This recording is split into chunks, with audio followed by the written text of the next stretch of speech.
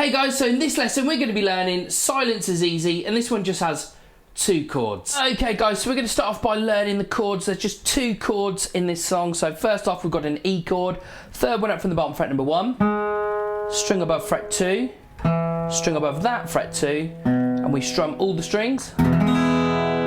Chord number 2 is an A chord, that's third one down from the top, fret 2, string underneath 2, string underneath that fret 2, and we strum all the strings except that low E string. So there's your A chord. So we've got 2 chords, let's go over them again. So E and an A chord.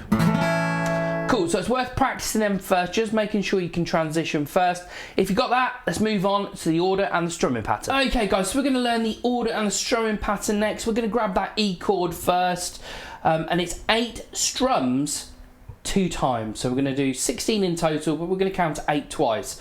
So that's 1, 2, 3, 4, 5, 6, 7, 8. 2, 3, 4, 5, 6, 7, 8. Then we change to the A chord. 1, 2, 3, 4, 5, 6, 7, 8. 1, 2, 5, 6, 7, 8. And it literally just repeats that throughout the entire song. So let's try again a little bit quicker this time. 1, 2, 3, 4, 5, 6, 7, 8. 1, 2, 5, 6, 7, 8. Then the A. 1, 2, 3, 4, 5, 6, 7, 8. 1, 2, 5, 6, 7, 8. Let's try again with no gap in the middle, full speed.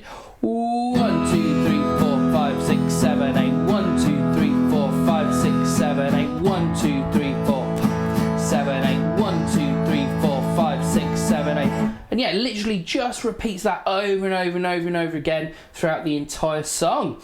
Cool, hope that's helped. Okay guys, so I hope you found that one helpful. If you have, as always, please do smash that like and subscribe down below, and I'll see you again in the next one.